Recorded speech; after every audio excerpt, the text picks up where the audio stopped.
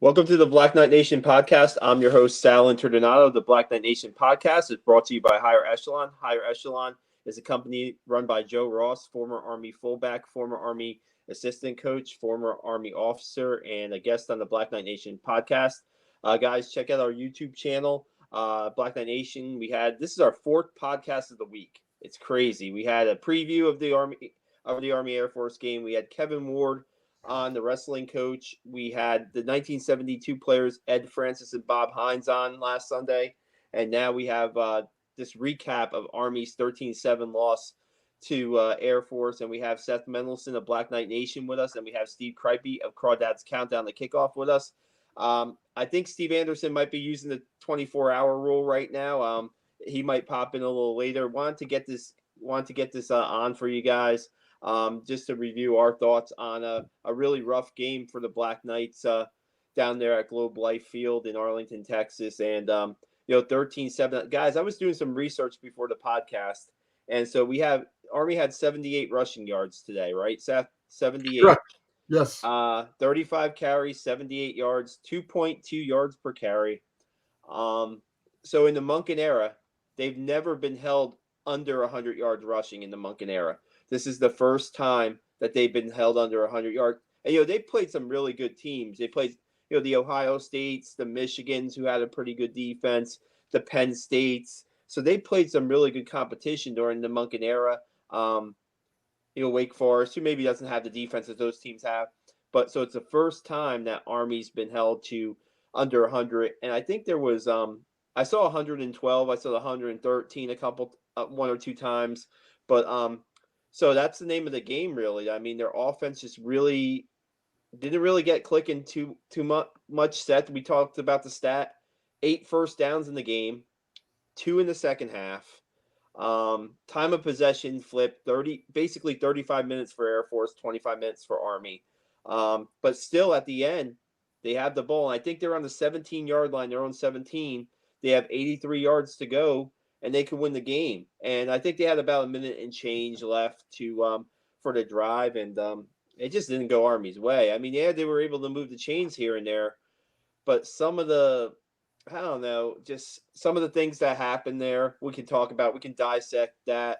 I know a lot of Army fans are really frustrated because it seems like this has been the recipe for these service academy games in the last couple, right? I mean, Navy last year, it's a same kind of scoring game, and the offense really didn't get rolling in that game. Last year against Air Force, 21-14 in overtime, but really a tooth and nail type of game, and like these always are. But first off, maybe we'll just get you guys' opening thoughts, and we'll go to Seth first. All right. Well, thanks, Sal. As I said to both you guys off air beforehand and earlier today after the game, this is probably the most frustrating college football game I've witnessed offensively in my many years on the planet. I think Air Force has a great defense. I admire what Calhoun has done there with them. They seem to be a decent team there. I think they're 5-3 or 6-3 now. Are they 6-3? Yeah, they're 6-3 now. Okay, so they're bowl eligible. Yeah. They're bowl eligible, and they're a decent team. They're not outrageously good. They're a decent team. But what frustrated me the most was how uninspired the Army offense looked the entire game, with the exception of the one drive. With two passes that were completed that got us down to the 10-yard line, and then, we managed to score. West Point managed to score and take a 7-3 lead. Every play was essentially they ran 3 plays.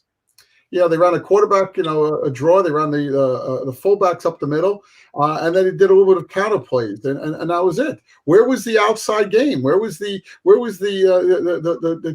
plays that would do something to make Air Force, bend a little bit, open up their defense? As Army was driving in that first touchdown, the announcers correctly said, "Boy, Army's passing the ball now. It's going to open up the defense to allow Army to run the ball more." It didn't happen. Not play, that series it did, but that was it. What happened here? Where was we had 2 weeks, and so did they. They had a week off also. We had 2 weeks to prepare, and I didn't see anything. If anything, I saw a dramatic step back. The final thing I'll say, and let Steve talk, is that we got the ball back with a minute and a half or so left in the game on our own 17-yard line. I had no doubt we weren't scoring.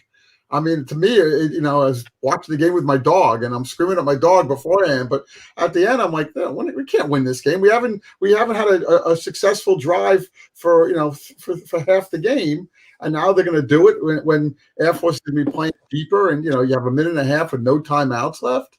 I'm sorry. This opened my eyes to the fact that this is either a talent issue or a coaching issue or both. And I think we should probably talk about that.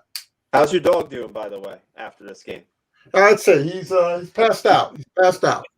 So real quick, right after the game, right? I obviously wasn't there in person. We did have Margaret Kite, a photographer, there. We're going to have some photos from the game, and she shot pregame videos. We thank her for that. I went out for a bike ride with my daughter. I went out for a bike ride with my daughter. We must have went out for a good hour, a little over an hour and change. Just didn't think too much about the game. Just enjoyed life a little bit, because you get really frustrated when you see these games, right, Steve? I mean, there's just like, I don't know. We'll go over the specifics in a little bit, but first, your take on the game. Yeah, I would echo a lot of things that Seth said, and I guess the thing that surprised me, and you've mentioned it a couple occasions during the season, Sal, is working the slot backs in. Okay, yeah, we got T-Rob. He's on the sidelines. Not sure if he's even going to be back this year. He may be calling it a career, but we still got some threats at slot backs, attacking the edge, just getting them in the mix, doing a true counter in there. Something there that forces Air Force to go, okay, we're not going to expect, fullback or a quarterback draw kind of thing. So the lack of creativity, especially coming out the second half, you expect those second half adjustments. It's a chess game. Okay. The Air Force's defense is going to make some adjustments. We've got to make some adjustments. And it just didn't seem to be there. And it was largely predictable in the second half. Now, I will say that what I maybe end on a positive note here, defense that has really struggled for a big part of the year, especially against, from a rushing defense standpoint, they held Air Force over 100 yards under their season average. So kudos to them. And even after Marquel Broughton, man, gosh, I hope he's whatever's going on there is not serious, because he's really the lifeblood of that defense and the true quarterback of that defense. But even after he came out, the defense was still playing. They were giving it their all. So if you had told me we would hold Air Force to 100 yards below their season average, and our defense would play a solid game, and we'd hold them to under 2 touchdowns, I'm thinking we got a W. But the offense, for whatever reason, like Seth alluded to, is it a talent issue? Does the coaching staff believe they can't open up the full playbook because of talent or whatever? I'd love to be a fly on the wall in the coach's room. Yeah, Seth, can you carry the conversation for a few minutes? I'm going to step out. Yeah, we're fine. You come back. Yeah. Okay. Steve, I agree with you in everything you said, and it concerns me to no end to watch this and to say, how do we improve? Right now we're 3-5. We have 4 games left, right? 3-5, 12, right? One against Navy, who doesn't look like it's a bad team. We have a good Troy team. We have our hands full playing down there next week. Connecticut is not a pushover, and UMass is not a good team, but I don't know, we're a good team. So yeah. I mean, are these guys going back to the drawing board on Monday and saying, okay, we got to come up with some plays? I don't know.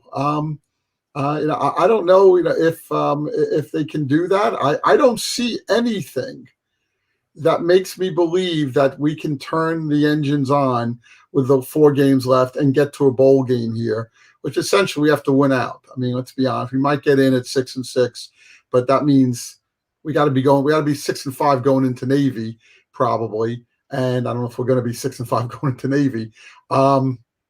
So I don't I don't know what this means for this team.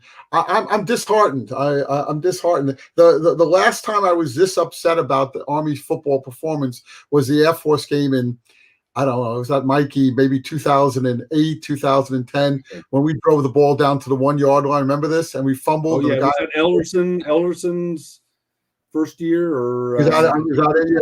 The guy picked it up on Air Force, and it was a night game, and ran it back 99 yards for a touchdown. And I was there with my friend, and way before that, he said to me, he goes, "Wow, we look pretty good." I go, "It's Army. You never know." Fumbled. That was the beginning of a disaster. But I mean, this is a team that I don't see anything. I don't see good passing. I mean, we had I think he completed 4 passes. They weren't unbelievably great passes. We got completions. Okay, great. I don't see any running game. I see a great defense, like you said. I see a great defense. I'm very impressed with what they've done.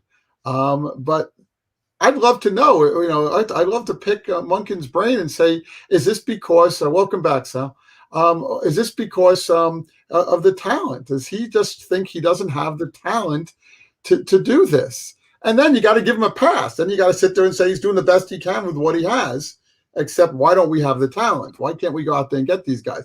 But I don't know if that's the reason. I don't know if that's the way it works or not. What do you think? Yeah, I don't think the coach would ever come up and say, "Yeah, we don't have the talent." Of course, but I think there is. I mean, apart from the elite teams, there's going to be an ebb and flow of talent.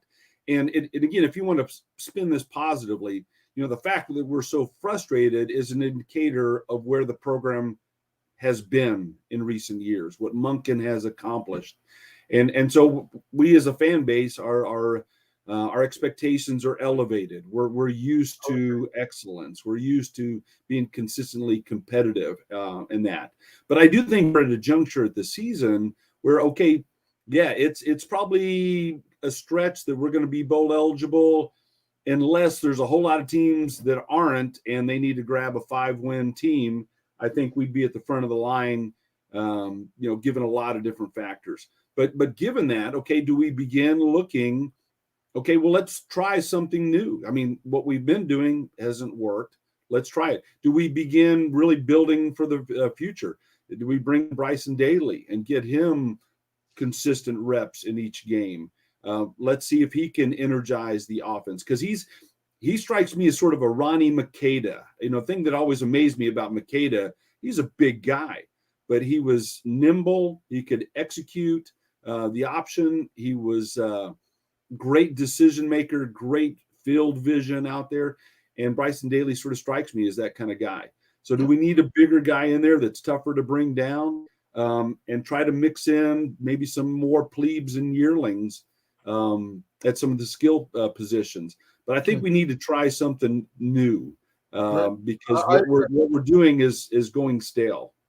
When Todd Berry showed up at West Point in 2000 and what year was that? 2001, 2000, maybe 99? Yeah, early 2000s. Yeah, whatever it was. One of the first things he said is that Army's going to a pro-style offense. And I read it, and I heard it, whatever happened. I said to myself, what? What are we doing here? We're not big enough to do that. Right now, I see the Army offense as a pro-style offense, trying to grind it out. Run the fullback up the middle, run these quarterback draws, and everything's done between the tackles. That is not how Army made its name back in the 1980s. Oh yeah. Okay, and if you want to start over again, all we have to do is look. And I don't think Air Force is a great team, but I think they're better than we are, and I think they're a lot better than we are. All we have to do is look at what Air Force is doing, and to some degree, I watched the Navy-Cincinnati game, and look at what Navy's doing. The talent level is not that much different. I mean, I think Air Force's quarterback is better than our quarterback. He grew up right down the road from where I live here, apparently. So I mean, but the bottom line is, it's out there. We know what we have to do. Why aren't we doing it? Why are we continuing to run the ball between the tackles when it's clear that our offensive line is not opening the holes that need to be open to have the running backs, fullbacks, running backs, quarterback get through there for 5 or 6 or 7 yards? The 4th and 1. there was no hole for this guy. It was Yeah. Buchanan, right? I think it was Buchanan. Yeah, why Yeah. are you running? Why are you running? Everybody in the stadium knows that Buchanan's getting the ball, right? Everybody. Everybody. So, but not only that, but there's no hole there for him. He stopped, in the guy's defense, he stopped 2 yards from the line of scrimmage, and then he manages to pick up 1 yard. Well, we need 2 yards. We need 3 yards altogether. We need another yard there, and he stopped. There's something wrong. If the coaches, if I'm seeing it, as a layman, and I'm sitting there as a fan watching on TV or watching from the press box or from the stands, I've done all three now this year, and I see it. How come they don't see it? The coaches. Yeah, they. Hey, real quick, while I was away, I heard Seth bring up the words that no Army fan likes to hear anymore, with the initials TB, right? Right. I thought I heard Steve talk about Bryson Daly and getting like younger players some playing time. Is that what you were talking about, Steve, or no? Yeah. I mean, so they're right now they're 3-5, right? They're 3-5. They have 4 more games left, and they have Troy, who's solid. They have UConn, who will be probably playing for bowl eligibility when they play UConn, and they have a UMass team that they should beat, right? So they have probably 4 on the table, and they have to win these. They have to beat Troy, and they have to beat UConn, and keep their fingers crossed that the NCAA gives them that waiver so they can get into a bowl game. But I don't think it's necessarily time right now to toss in the towel for the season. But I think it's time it's a good question. What you guys are saying is, where do they go from here? And I think Coach Monken said something to the effect, I know these guys won't put their head down. I know these guys will keep on fighting. And, it's a hard game to bounce back from. The rivalry game that doesn't go your way, and how you show up tomorrow for meetings and film study, and how you come to practice on Tuesday. The staff will learn a lot about this team, and we're we're 8 games into the season right now. So I'm looking at by now the adjustments should have been made. And yes, when you play these academy games, do you maybe have to tweak things here and there? I think so, but when we see see a lot of the same things, and we see a lot of the, this reminded me a little bit of the Coastal game, only because of the time of possession that was in the favor of, Air Force. What Army had 9 plays in the third quarter, and you know what? -6 yards on 9 plays. -6 yards on 9 plays. And I also wanted to toss this out. How many times did Army have the ball in Air Force territory, run a play in Air Force territory in the second half? You guys know the answer to that? I None. do not. 0. 0 plays run on Air Force's side of the field in the second half. And I'm sure you guys have talked about maybe certain plays here and there, but the one that had me a little bit scratching, and maybe, I'm being picky as usual, and I never called a play in college in my life, that type of thing. But so they get to pick up a first down, I think, in the third quarter, running the football. I think it was 3rd and 1. Buchanan got the yard or 2 that he needed, and then they decide they want to pass on first down, and they decide they want to pass. And what happens? Jamel Jones gets sacked and loses 15 yards. So that immediately throws him off course. And I'm sorry, Tyrell Robinson's not on the field, right? Making up 2nd and 25 is very difficult for this team right now. Making it up is very difficult for this team right now. So, yeah, the running game wasn't going great, but a pass in that situation certainly didn't help. That type of pass, Sal, that type of pass. Army runs, every time they run a passing play, it's 15, 20 yards downfield. Where is a 5 or 6 yard pass? Or where's a slot back screen? Right. You're not. Steve, so we talked about the slot backs, right? And you know how much I love Elijah Marshall, right? You know how much what he brings to the offense, what he can bring to the offense, right? So I guess the slot backs touched the ball twice today, because he caught a pass and he had a run for -2 yards. So I guess, and I don't know. I think the run was a second half run. You know, they ran 42 times. I want to the number. I'm probably off on that number because they had 49 plays. They ran 35 times. The quarterback ran 21 times. The quarterback picked up 37 yards on 21 carries. I mean, Well, and I'm not saying I'm not putting it on We're, Jones's running we're all ability. saying the same thing. We're all saying the same thing. We're scratching our collective heads and saying, why is there no imagination in this offense? well, And- even the way the game opened, where they brought T2 in as a slot back, I'm going, Yeah. okay, get your best Me players too. on the field. Okay, let's try it. But that I thought it had a glimmer of success, but we didn't see much of even that right there. Oh, my So- fault. So he did carry the ball as a slot back, Tyler, for one carry, right? Am I right? Yeah, at least one time, yes. Yeah, I Yeah. think once. Yeah. He had 3 carries on the day, but these other carries may have come as quarterbacks. So, you know, if that was your game plan, right? And that was your game plan to say, hey, we're going to play 2 quarterbacks on the field, right? And we're going to play Jones as a quarter, and we're going to play Tyler as a slot back. And I'm not saying Tyler needs to get the ball every other play as a slot back, but just put a thought in the Air Force defense's head that you might do something different. You might do something different than fullback or quarterback, you know, draw or whatever, or quarterback follow. I don't know. Man, you guys didn't talk about that last drive, did you? We didn't get into the last drive, but I mean, all I said was I knew they weren't going to score because you have a minute and a half left and you have no timeouts and you're on your own 17-yard line and you haven't done anything all day except for the one drive. And Yeah. they're playing for it. They're playing for a 20-yard pass, which, by the way, we were running the ball half the time. Yeah, the second down was the quarterback draw, right? Yeah, I mean, I don't know what down it was, but they do a quarterback draw. You can't do a quarterback draw. So you pick up 8 yards. That means nothing. At that point of the game, it means nothing. You got to get the ball down there. You got to get to the 25, 30-yard line and take 4 passes and 4 shots at the end zone. That's what you need to do. And we were nowhere near there. And then it was desperation and, poor clock management, which I don't really blame them for because they were desperate. But I don't know. And Monken always talks about giving these guys an opportunity to win the game. It's the coach's responsibility. I'm sorry, I did not see that today. It's not the first time I haven't seen it, but it was definitely the most ingrained in my head what happened today. We did not. West Point Army did not play a smart, imaginative offensive game today by any stretch of the imagination. I give it an F minus.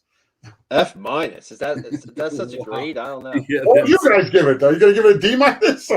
What can you give it? Nah, just a straight F. Well, just a straight F as far as the offense, no doubt. And Offense. I'm talking offense.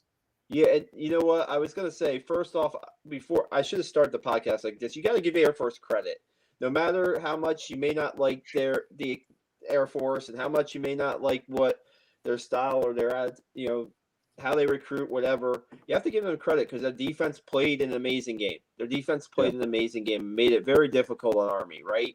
Yes, you should, as Army, you should have something to counterpunch with that. You done it. It's a similar. Troy Calhoun's been coaching that team forever. You know, their defensive philosophy is going to be similar to what you've seen. It's not like they're doing something that you never seen before, right? It's not like, but you have to give Air Force's defense credit. You know, have to give them credit. You know, and yes, you have to. Brad Roberts did what Brad Roberts do, 100-yard game, right? And Daniels made some big plays. I was gonna say, I was watching the Navy Cincinnati game for a little bit, just a series or two. And Navy had a guy come off the bench at quarterback that's zipping passes down the field and making completions. You know, they're preparing guys to play and be in those critical situations. And last time I checked, it was 2010 Cincinnati. I don't know what the final score was in that game. I'll look it up as we're talking. Yeah, but I mean, I'm not and. I think that Army's done a really good job preparing the quarterbacks in recent past to play, right? They've done a really good job of preparing 3 or 4 guys to go in. And I don't know, today it just didn't. And I know that some people replying to my tweets wanted Cade Ballard in that last drive. You know, Yeah, Oh, came it's back. probably tough to, as we talked before, it's tough to put somebody in who's cold as ice and expect him to win the game. But Yeah, he has something you He's gotta do played is four try downs. something. He's played 4 downs in the last maybe 3 or 4 weeks. I mean, and I don't know what. Maybe he's getting a lot of reps in practice during the week. I don't know. Maybe he is. It'd be interesting to see where Army goes against Troy at that quarterback position. I'm thinking probably maybe they go back to Tyre. I mean, they might go back to Tyre for that game, and we'll see Yeah, what happens. I think the Troy game is going to be a great barometer game on where the team is from a character standpoint. Are they still going to fight on? Because as you know, I think probably all of us at the beginning of the season, as we were looking down through the schedule, we probably had a dud next to Troy. Troy is they're having a solid season, so that's going to be a big gut check. But to your point earlier, Sal, yeah, I take my hat off to Air Force. I mean, they were number 9 in the country in both total defense and number 9 in the country in scoring defense. Less than 17 points a game. So they've got a very capable defense. So we can't take that away from them. But again, we had 2 weeks to game plan for them. And Davis, I look back to Bateman on the defensive side of the ball when he was defensive coordinator. He's viewed as a true innovator, within the coaching ranks on the defensive side of the ball. Davis needs to open up his aperture. And within the confines of an option-based offense, we've got to have some things that keep defensive coordinators guessing and innovate. And Misdirection? I don't know. yeah, exactly. Yeah. Anything. I don't know. Misdirection. I mean, I'm not a proponent of a trick play at all, right? Because I think that they've worked within Army's offense in recent history. But I mean, you're desperate, right? I mean, you're desperate to move the ball. Last year against Navy, they tried a trick play where I think they had Terrell Robinson try to throw to Christian Anderson. That didn't work too well. Yeah. But I don't know, anything at that point. And I think that Air Force too, when they have you where you can't run the football, right? You're not having success running the football. They know you have to throw the football. Guess what? Guess who's Army's gonna target most of the time when they throw the football? Isaiah Alston, right? Yeah. And they had him pretty well covered in this game when he was catching trying to in routes. And I said in the preview podcast, the tight end, right? Josh Lingenfelter. Not even did he even try to get him involved in the offense? I know he's a great blocker. Even try to get the tight end involved. Could that be a little bit of a surprise if you run a tight end down the seam and try to hit him? I don't know. I mean, you got it. It's very frustrating. And just real quick on the defense, right? When Andre Carter came back today, I don't know if you guys mentioned that at all. Andre Carter comes back today, and he's a factor. He's in the backfield a lot. He's getting tackled a couple times. One time they finally did call it. One time he was bear hugged by Brad Roberts, and that wasn't called. And then he maybe tripped Daniels for the sack. I guess he did, but I mean, I guess the officials were either not seeing a lot of stuff today on both sides or just not calling it, just letting the teams play. Because I look at that final drive that Army had and the pass to Brahim Murphy on the sidelines, there's an obvious pass interference penalty there. Brahim Murphy's bump before the ball gets there, no call. If that call's made, at least Army advances the ball, 10, 15 yards up the field and gives itself a little bit better chance. But I mean, it's a lot of what ifs, pretty much. Guys, I'm looking at Troy here. They're 7-2. Yeah, they lost to Mississippi.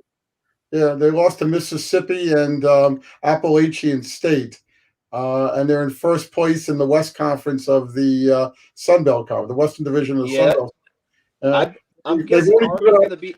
Dude, Army's going to be a 10-point underdog in that game. I'm guessing.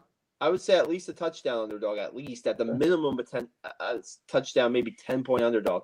And I guess here's 2 good things I saw about this game. Billy Belke had a good punting game. He averaged 43 yards a game, punted 7 times. Punting 7 times in the game is not what Jeff Monken would consider, a success, but he had his best day of the season, Billy Belke. And Army covered the spread. It was 7. They lost by 6. I mean, that's the only. I'm trying to think of positives. I mean, that's all I get. That's Well, all I got. yeah, I got and on the defensive side of the ball, you know, a name we haven't called many times defensively, Hammonds had a big game. He was right up there with Marquell with 10 total tackles. So he was out there in the mix. My fault. Yeah, and so you know, we again defense. I felt like they took the next step, and if that can continue, okay, that's good. But yeah, the offense is the big question mark. And it's funny how the tables have flipped. First half of the season we were going, wow, it's defense. You know, that especially that interior defense, stopping the run just couldn't do it, and we have done that pretty capably the last couple of games. The defense looked fast today. The linebackers looked fast. The defensive line looked pretty fast. And I think, I don't know, how many sacks do we have? I think we only had one sack, right? I think so. Yeah. I don't know. It depends on what was credited. I know that. Yeah, but I mean, I thought Carter had one as well, but he had 2 tackles for a loss, but he wasn't credited with the sack. Really? So I mean, we're going into this game next week. I'm just looking at Troy. They've only scored 200 points or so in 9 games. So they're averaging 20 points a game with 7 wins. That means they're doing it on defense. They've only given up 12 points a game, something like that. 15 points a game. So we're going to go in we're going down there. I think it's a night game, right? Is it a night game next week? 3:30. Yeah. 2:30 Central Time. Yeah. That's better. Did you make it to that game or no? Is that not near you? Are you gonna go? No, I am going down there. Yeah, that's about 3.5 hours south of here. So wow. So I will be there. The trip. Got to bring home a win, Steve. Got to bring home a win. Okay. It's all on me. Yeah. Here's something we haven't talked about. Is I think Sal, you mentioned it before, but we need to start talking about. At some point we're going to have to give up on this year. I mean, not yet, but we're getting close, and get ready for next year, and get these guys. The guys who are coming back, the underclassmen are coming back. Let them come out there and start playing. At some point, Navy's doing that. I see Navy doing that. Army's not going to do that, Seth. I don't see them doing that. I really don't. They still at some point, the UConn. If we lose to Troy and the UConn and UMass games, you don't do it against Navy. I get that, but UConn and UMass games, you got to start playing people and seeing how they do in live competition. If this is what schools do when they're having off years. Give it a shot. Historically, Army has not done that. Historically, has not done that under Monkey. Yeah, and I think that is a function of the Navy game, because you don't want to say, okay, we're moving on next season when you've got your biggest game of the season as game number 12. Right. I think that's probably unlikely. Do some things. You got UConn and UMass. You got UConn at home. You can dress everybody. UMass, you can only bring 60 guys. It's a little different, but I don't know. I think at some point you got to start trying different things. My question is who? My question is who? Bryson Daly, sure, Bryson Daly. But my question is who? Who else is? I mean, you got guys like Miles Stewart, who's a sophomore, who's getting the game reps already. Wide receiver. I mean, they're just very thin at wide receiver. What was that play? I thought I was talking to you about this, Seth, where that screen to Tyson Riley on the final drive where he was 1 yard short of the first down, or maybe it was a run by Jamel Jones. And hey, why Cole Catterbone is not on the field if you're going to run the football or throw short passes like that, because he's their best wide receiver, blocking wide receiver, is beyond me. I guess you're cycling in guys to bring in plays and stuff like that. But if you're in a hurry up offense anyway, aren't the guys staying on the field that should be on the field? It's like Catterbone needs to be on the field. And Cole Catterbone's a guy that before this year has been pretty much a guy who they can go to for a short 10-yard pass or so, and he's just not really being targeted at all. So, I mean, right now his main job is a blocker, and you heard at the beginning of, well, not heard, but preseason, right? He's practicing as a slot back. He's also a wide receiver. You thought maybe they use him a little bit more this year, but he doesn't have a carry, right? Doesn't have a carry this year, and he might have, his catches are very minimal. His catches are very No, minimal. that goes to my point. Try different people. What do we have to lose at this point besides, the Navy game you have to win? That's a vital game. I got to tell you something. I'm going to bring this up, and maybe I shouldn't, but I'm going to because I like to bring things up like this. But on Academy Wars, listening to some of the people talking, writing, there's some people saying that maybe Monken needs a change of scenery. And that's the Yeah, sure. first time I've heard it. First time I've heard it, or I've read it. And it's typical football fans out there that they suddenly forget everything he's accomplished, and we're in the midst of a season where we're struggling and we're ready to clean house. Coming off of back-to-back 9-win seasons, you're saying I don't know. I think the system works to a point. I think that injuries have been a big part of this year. Injuries have been a big part of this season. Oh, yeah. Carter being out for a couple games, Robinson being out for a couple games, banged up on the offensive line at the beginning of the season. And, they were pretty healthy today. I mean, T-Rob was not playing, but they were probably as healthy as they've been in a while. And Air Force won the line of scrimmage on both sides of the ball, plain and simple. Plain and simple. You want a story of the game? Air Force won the line of scrimmage on both sides of the ball. And yeah, I would say the first third of the game we were standing toe to toe with them, but I don't know if it's just a function of size. Air Force got some guys with some big old guts, and I don't know if that just wore at our guys over time. But yeah, by the time we got to halftime, they were winning the point of attack on both sides of the ball. Calhoun said it was the best 35 minutes of defense he's seen the team play all year. His team play all year. So you got to give it to that. They did. They came alive. I agree with you guys. I thought Air Force played a great game defensively. They did what they had to do to win the game.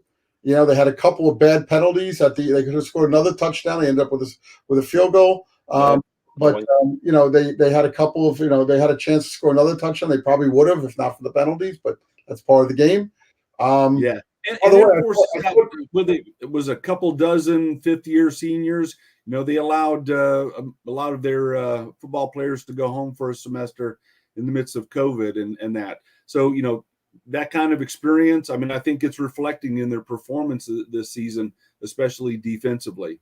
A little bit, but Steve, full disclosure, Army has those guys too, like Tyler and Kubina Bonzu. Those are fifth-year guys too. So it's not like Army's not playing with any of those guys too. So they have those players too, and it's just I did want to bring up one thing that's kind of after the whistle, and I'm watching it on TV, right? So I don't really know what's going on, fully going on at the stadium, but at the end of the game, the CBS TV broadcast has Jeff Monken waiting at midfield for a handshake from Troy Calhoun that never came. There was no handshake at the end of the game. And I know these two coaches do not like each other, right? Yeah. The recruiting is very intense when it comes to Army and Air Force. It's very intense on the field when it comes to Army and Air Force. You see that they play to the last breath of the whistle. These two teams play to, right? But there was no handshake from Troy Calhoun, and I received some intel or some information from people at the game that there was never a handshake. There was never a handshake between. Well, I appreciate you because that's filling in the blank for me because I did see Monken go out to midfield and he stopped at midfield, and I was wondering if the handshake had ever happened because if it happened, it didn't get televised. Yeah, and I'm just gonna. I've covered the rivalry for 2007 on a full a good time basis, 15 years, and there's no love between the two coaches. Oh, yeah. Since Monken took the job in 2014, but there's a sense of respect, right? A little bit of respect for the rivalry. Army and Navy, yeah. Coach Monken and Coach Ken, they coach with each other at Hawaii. They have a long-standing friendship. You're going to get the hug, right? You're going to get the hug at the end of the game between those two guys. They're really good friends, fierce competitors, but really good friends, right? And you just don't know sometimes with Air Force. And was Troy Calhoun celebrating with his team? Maybe he was. Was You he? got to go out there and shake the coach. Oh yeah, that's protocol. You know, You got to go And the out thing there, is, and you it's know, all on him too because he's the winning coach. yeah, and you know what? It's almost like you're a sore winner. You know, you're like Yeah. it's almost like you're a sore winner, and I don't know. I mean, that's why you can never compare Army Navy with Army Air Force as far as the rivalries. They're completely different. We talked about this on Thursday with James Nautical and Steve Anderson on the podcast. They're completely different rivalries, and there's so much more respect from both sides of the in the Army Navy rivalry than there is in the Army Air Force rivalry. And you know, that's just I Well, don't know. It's just let's talk about that. You know, you brought up you opened up a hole here, a rabbit oh hole. no. That place is half empty today. Yeah, I mean, well, it's a lousy venue for a football game. I agree. I don't know why they moved it there, but they did.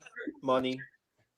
I bet you somebody took a bath. I know it wasn't Army or Air Force, but you know, I mean that place. You know, they showed it a bunch of times. They said it holds 50,000. I bet you there wasn't 25,000 there. They had 33, I think they announced as their attendance, 33. And you know, that's the 2 years is over with the Commanders Classic in Dallas, and they try to they do the pregame festivities. They try to make it something special. They're trying, but it's just not gonna. Well, not next work. year it's in Denver at the Broncos Stadium, right? Yeah, I don't know how that's gonna work too, unless Air Force fans flock to the game. Because how many? I mean, Army fans will travel, but are 20,000 Army fans going to fill the former Mile High Stadium? I don't know. I don't think so. And you know, I want to ask you guys this real quick about 2024, right? When it's Army's turn to quote be the host of the game for the Air Force game, and supposedly the reconstruction of Mikey Stadium, the renovation of Mikey Stadium, whatever you like to call it, is going to start in the summer of 23. So 2024, its stadium's still going to be under construction. They say it might not be done to the 2025 start of the season. You host a game at West Point with like maybe 30,000 fans there, because I think they're going to bring in some portable stands possibly for that game, maybe. Or do you go to a neutral site? And I think Coach Monken wants to play the game on campus. So I mean, I don't know how you guys feel about that. I mean, I think I'd rather play the game at Mikey Stadium and have the 25, 30,000 there, and then have to go to a neutral site where you're playing at these stadiums. I mean, again, Army Air Force, with all due respect, is not Army Navy. Yeah. It's as far as attendance wise, as far as it's just not. It's the interest. Yeah. You got to remember something. Army Navy is always played in the corridor between Washington and New York, and now Boston, and all the Pentagon people go up for the game, and it's a whole weekend thing for these people. Yeah. Army Air Force taking place in Dallas. I mean, yeah, you have some bases around there, but it's not drawing people. It's having the game at Mikey Stadium only holds 40,000. It'll sell out or get close to sell out. Same thing over at Colorado Springs. I mean, the Army Navy game is a perfect game for this. I mean, it has tradition to it. It's the only game of the day, basically. It means something, and it's close by. People get in their cars from Washington or come down from New York or whatever. Let's see what happens with Boston, which is a little bit further out of the thing. Hey, my question to you is: they're starting to they're going to start rebuilding the stadium in next summer. Why don't they start the day after the last home game? They don't have the money yet. They have 100. Then they should wait until after the 23 season. They put out a story or a release, whatever you have it, that they have $114 million that they've got in funds, and I think they need it in the over 140 to complete the project. And so they don't have the money yet. So they're waiting on the money. You can't start a project that you may not be able to wait finish till after the because you don't have 23 the funds. season. If that's the case, wait till after the 20. So now you're going to ruin 2 seasons instead of just 1. Well, I think they would have but I think that was the plan all along, because I think it's an 18 to 24 month construction project. So I think they had reconciled. That sounds like a long. I'm no engineer, but that sounds like a long time to take down one set of stands. You can knock those stands down in a week, and you can start rebuilding them. Hey, listen, I know You should have been on the contract, Seth. I'll do it, man. I'll go work there. I mean, I got nothing else to do. So, I mean, I'll go work. See, Give me a hard hat. Picture Seth with a hard hat on, right? I mean, and jackhammer, a tool right? belt. Yeah, there you go. Hey, last week I fixed my dryer. You guys, I was very impressed. Saved myself $200, not cost call an electrician. I did it all by myself. I got the lint out of there. I cleaned up everything.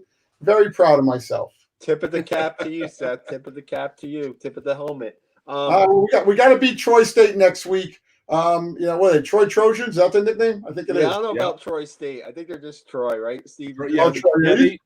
Yeah, used to be Troy. Used to be Troy State, but yeah, they're now just Troy. Now we got to beat Troy, and I hope they show up with a different, a little more imagination on the offense, and I hope the defense just plays like they did today because they played great and they deserve. Hats off to them. We can get an offense going here. Who knows? Who knows?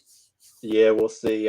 Any final thoughts from you, Steve, about today? I mean, we went into pretty. I don't know if we missed anything. I was in and out of here. Great job by you guys carrying on the conversation. Any other thoughts on the game? Yeah, I just think Troy is going to be a gut check, and it's going to be a leadership challenge not only for the coaching staff, but the athlete leaders. We'll get a good feel for where Army is heading down the home stretch. But I think Troy is still a winnable game. Yes, they are a very capable Sun Belt team, but I think we can stand toe to toe with them. Going into it, I figured it would be about a 3-point game. You're right. It may be a touchdown point spread, but Army's going to need to bring it, and the large contingent, we're up in North Alabama, Redstone Arsenal. Matter of fact, the Huntsville, Alabama area is the largest concentration of West Point grads outside of D.C. Okay. So a large contingent will be coming there. Fort Rutgers in South Alabama, they'll be coming up. So I think there'll be a good fan base there. So we'll see. We'll see. As far as I just want to point out that Alabama and LSU, I think it's LSU, are going in a second overtime, right? Well, there you go. Oh, okay. So Alabama came back. Yeah, when I they're left, in overtime now. I don't know if it's the first overtime or second overtime, but it's 24 all. Wake Forest is losing to North Carolina State by 13 with 7 minutes left, and I believe Notre Dame beat Clemson. Yeah, they did. They hammered them 35-14. Yeah. So I mean, you see a lot of things with Tennessee losing. Interesting what's going on. For these 4 spots, Clemson's now done. And then there's the 9-0 TCU Horned Frogs. They might be showing up soon. Who knows? Yeah. I was just gonna real quick. College football scoreboard brought to you by Seth Mendelson and Black Knight Nation. There, I just wanted to give a little bit of an update on Marquel Broughton, who left the game in the second half for Army. I heard that he was walking around and seemed to be okay after the game. Yeah, he was on the sidelines, right, and seemed like he was. I know. He seemed like he was not happy that he wasn't able to finish that game off, right? Because he had it. I don't know if we talked about Marquel's interception in the first half. Oh man, yeah, and the fact that the Army didn't get anything out of that interception was disappointing. I think they got on their own 45, and I think did they go 3 and out, guys? I think they might have went 3 and out. 3 and out, yeah. Yeah, I think they went 3 and out, and so maybe just a stinger for Marquel. We'll have to see, but if he can put on the pads. He's a captain, 2-year captain. If it's something serious, get better. There's a protocol there they have to follow, and I'm sure that he met that protocol, and I'm sure that he said he was fine. But the doctors, and this is good. This is a good thing we saw that the people who make that decision said you're not going back in, even though you say you're fine. This life is a lot more important than a college football game, and got to err on the side of safety. Right. So I'm glad he didn't go in. I understand his anger and his emotion, I'm not sure anger is the right word, emotion. But the goal is to keep these kids as safe as we possibly can in a very violent game. And I thought they did the right thing. I mean, I'm sad he didn't go back in, but they made the right call, I'm sure. Yeah, and I guess the last shout out for me for the game would be Max DiDomenico, who did go in and replace Marquell and did make that big third down stop that forced Air Force the punt and gave Army at least a chance. Yeah, performed very capably. Yeah, he's going to be a good one. Yeah, so Max, and last week he had a sack on a fourth down play too. So Max DiDomenico is getting more time this season toward the end, and maybe he's one of the guys that you guys are talking about as far as maybe getting more snaps toward the end. So so we're going to close it up here. 13-7. Army loses to Air Force. Air Force wins the Commander-in-Chief's trophy for the first time since 2016. The trophy finally leaves West Point. It's been in Army's possession since 2020, right? And it finally leaves West Point, and now it's in Colorado Springs. So now what's left for Army is 4 games that, hey, if you run the table, if you win 3 in a row, you'll probably get to a bowl game. If you and then you got that big one against Navy at the end of the year. So there's still a lot to play for Army, and we'll see how they respond next week at Troy. Thanks to everybody who was watching today. If you're rewatching this podcast on YouTube, feel free to comment after. I love seeing the comments after that we get on these YouTube videos. I got to check up on them. Check our website out, BlackKnightNation.com. Seth Mendelson's updated story, What Quotes, is on the website. We'll get you some photos too, a photo gallery up there of the game as soon as I can. Check out our social medias at Black Knight Nation social medias on Twitter and Instagram. Check out my at Sal Internado. I'm always posting stuff. 8,800 followers now. Trying to get to 10K. Going to get there eventually, as long as Twitter is still in existence. In the next couple months. We'll try to get there. Seth, where can you have anything that you'd like to plug before we go, or do you have a Facebook page or anything you want? No, I do have a Facebook page, but you don't want to read it. So Steve, talk about politics too much. How about some plugs for you before we go? Crawdads Countdown to Kickoff Facebook page. Great place to interact, not only on Army football, but on all things Army West Point athletics. Yeah, we got to give a shout out to the men's and women's soccer teams, right? They won the Patriot League regular season title. I'm sorry if I don't know this, Steve. Have both advanced to the Patriot League final or no? The women have. I think the semifinal game may be still to be played for the men. Okay.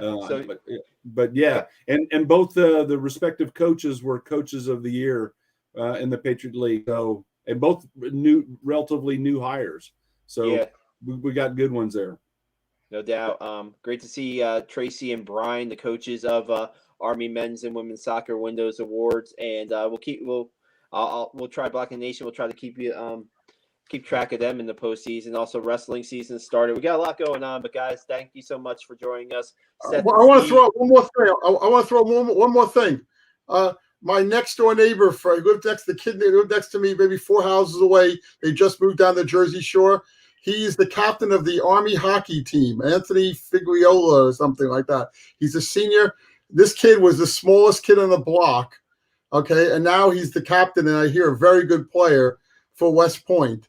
And I'm really proud of him. I knew the kid really well. I coached him in basketball. Him and his brother, I coached both of them.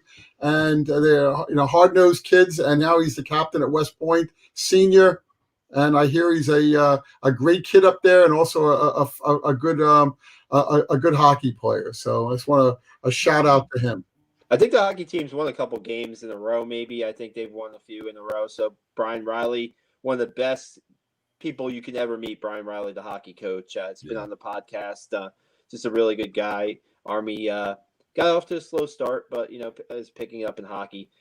All right, guys, we're going to get out of here. Thanks, Seth. It's been an honor to be on the podcast with Seth Mendelson and Steve Kripe, and we'll be back here next Saturday after the Troy game to recap it, and we'll see if we can get a guest on during the week for the Black Knight Nation podcast. Thanks a lot, guys. Have a great night. Thank you. Have a good weekend. Take care.